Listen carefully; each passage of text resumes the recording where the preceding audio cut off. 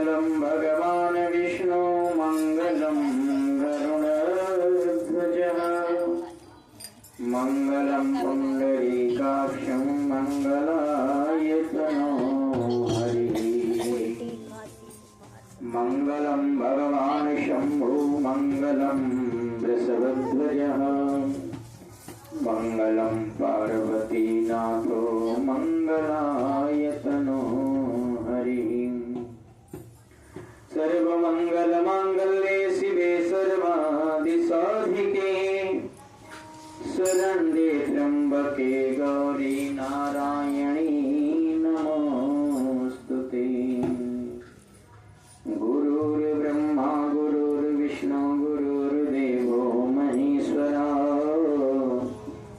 गुरुर्साक्षात् परब्रह्म तस्मै श्री गुरवे नमः। बोल सद्गुरुदेव भगवान की जय। श्री हनुमान जी महाराज की जय। श्री राधा रामचंद्र भगवान की जय। श्री वेदव्यास जी महाराज की जय। श्री कृष्ण गोविंद हरे मुरारी हे नाथ वासुदेवा। श्री कृष्ण गोविंद हरे मुरारी हे नाथ वासुदेवा। हे नाथ नारायण वासुदेवा। हे नाथ वासुदेवा।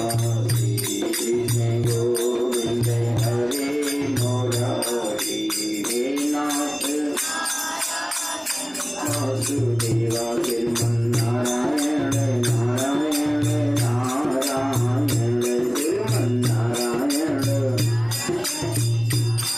हरे भजमन्नारायण नारायण नारायण भजमन्नारायण बद्री नारायण नारायण नारायण बद्री नारायण। बोल बद्री नारायण भगवान की जय। धरती के रक्षक हुआ हनुमान जी लई के गदा चोह बोर से ध्यावो। जो कोई दुष्ट निकेतन आवे ताहि महाप्रभु मारी भगाओ। जो धरि ध्यान कथा सुनिए ताके धन धान और सुत बढ़ावो। अविनती हमारे यही हनुमान जी छोड़ के गढ़ी तुम यहाँ चले आओ। कथा प्रारंभ होते हैं सुनो वीर हनुमान। राम लक्ष्मण जानकी सदा करो कल्याण। बैल चढ़े शिव जी मिले गरुड़ चढ़े भगवान। सिंह चढ़ी माता मिले तिल पूर्ण सारे काम। बोल गोविंद भगवान की राधा रानी सरकार की जय। बोल कार्तिक महात्म की जय। कार्तिक मास के पावन पवित्र कथा में आज बहुत सुंदर कथा है। श्री सूर्य जी भगवान पूछते हैं राजा पृथु कहने लगे श्री नारद जी से कि प्रभु एक महीना निरंतर जो प्रातः काल ब्रह्म मुहूर्त में स्नान करके और नित्य क्रिया करके कार्तिक स्नान करते हैं इसका एक नाम है कल्पवास करना।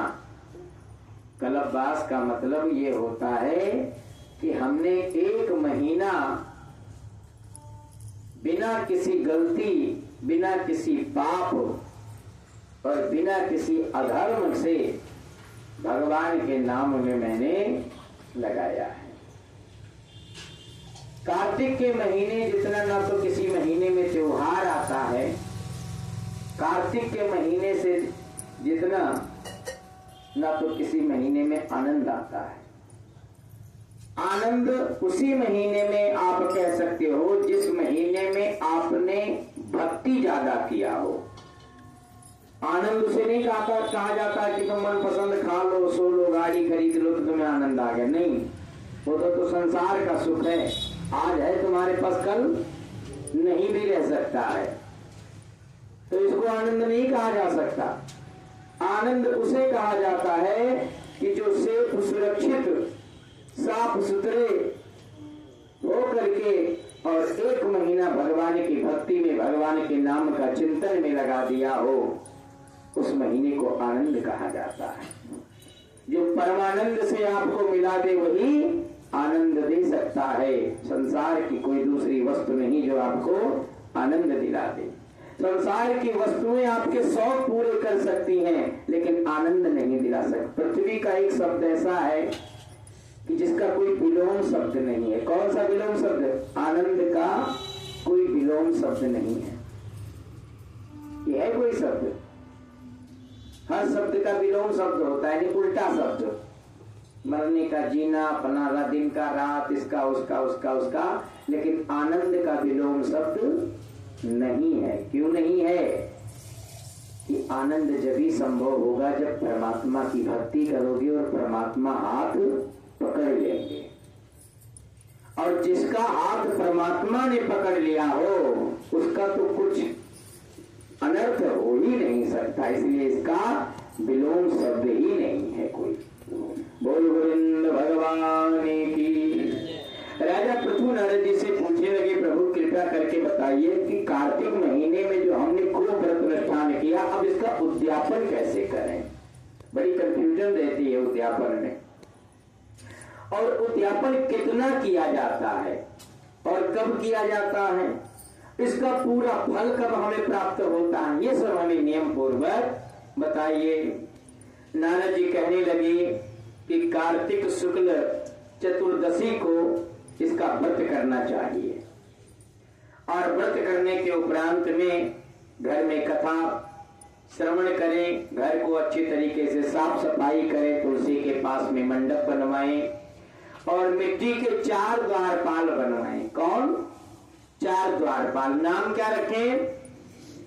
पूर्णशील, सुशील, जय और विजय। ये भगवान के 4 पार्षद हैं, विष्णु भगवान के 4 दरबारी कह सकते हो। और सर्वतोभद्र इत्यादि बना करके माता लक्ष्मी, नवग्रह आदि देवताओं का पूजन करें। खूब विधि विधान से श्रद्धा पूर्वक सुंदर आभूषण, वस्त्र, गौ इत्यादि का सेवन करें और ब्राह्मण को यथाशक्ति जो भी बने उनसे अपना उद्यापन करें। नारद जी ने, राजा पृथु जी ने पूछा कि प्रभु यदि किसी के पास इतना ना हो तो क्या वो उद्यापन ना करे? सूत जी कहने लगे कि यदि किसी के पास उद्यापन करने की शक्ति ना हो तो वो कुछ भी ना करे, एक ब्राह्मण भोजन करवा करके उसी को मान सम्मान से भेज दे तो उसका उद्यापन मान लिया जाता है, स्वीकार किया जाता है। यदि किसी के पास ब्राह्मण खिलाने की भी क्षमता ना हो तो क्या करें? तो कहते हैं कि एक थाल में पूजन की थाली लेकर के और गौ माता के पास चले जाओ और गौ माता का पूजन करके उनका 7 प्रदक्षिणा करके उनके चरणों में जल डाल दो, आपका उद्यापन पूरा हो गया। 10 रुपए का कोई भी चीज लेकर के उन्हें खिला दो, ये भी उद्यापन हो गया। यदि मान लो गऊ भी ना मिले तो क्या किया जाए?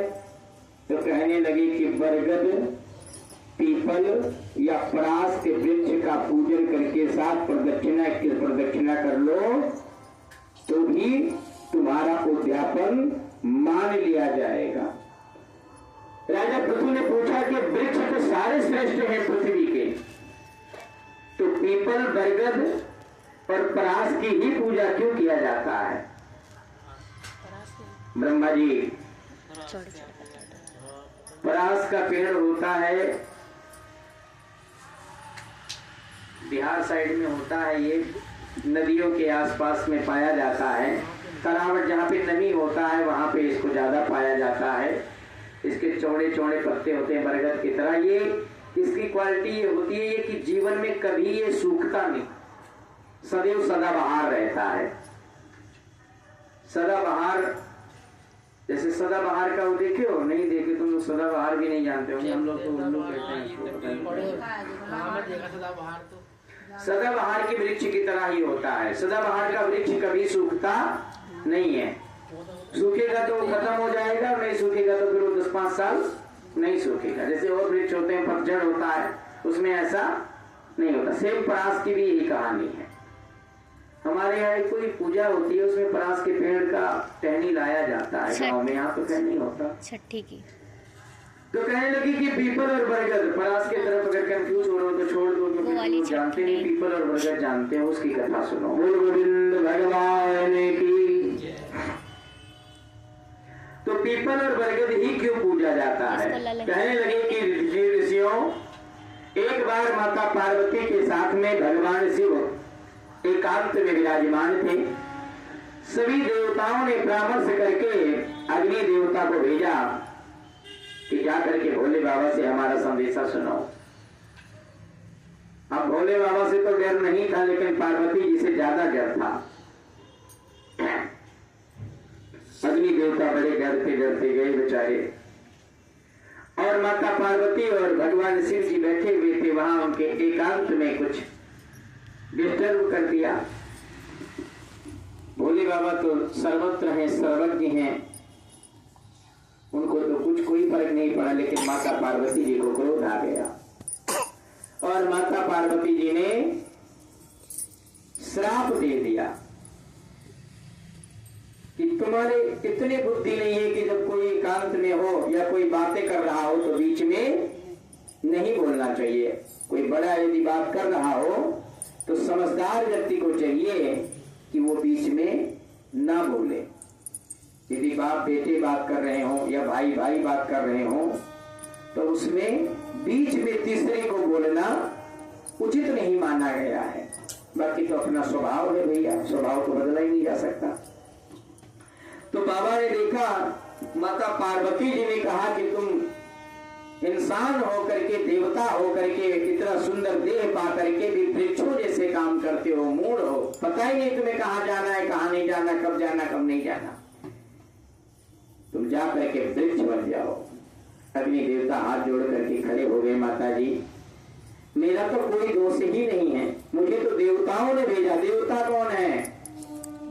कहने लगे इसमें एक देवता तो आपके पति भी हैं, इनका भी मन था कि हम आए। इनका मन क्यों था? क्योंकि ब्रह्मा और विष्णु जी ने इन्हें फोर्स किया था।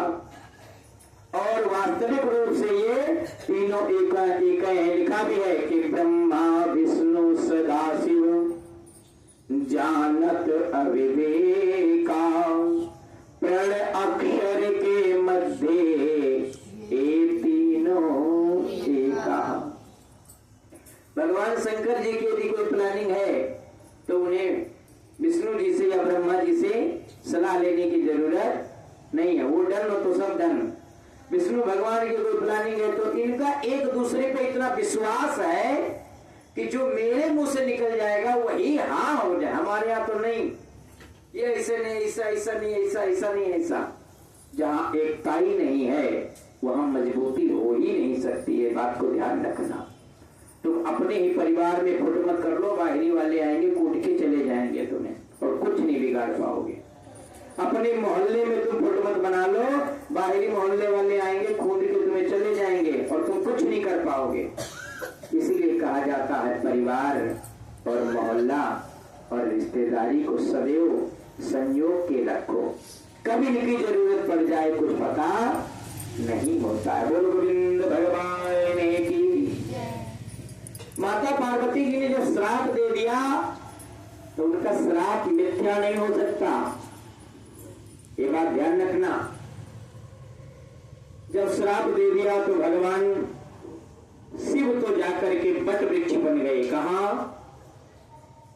गया जी में। विष्णु गया जी में जाकर के पीपल के वृक्ष बन गए भगवान विष्णु।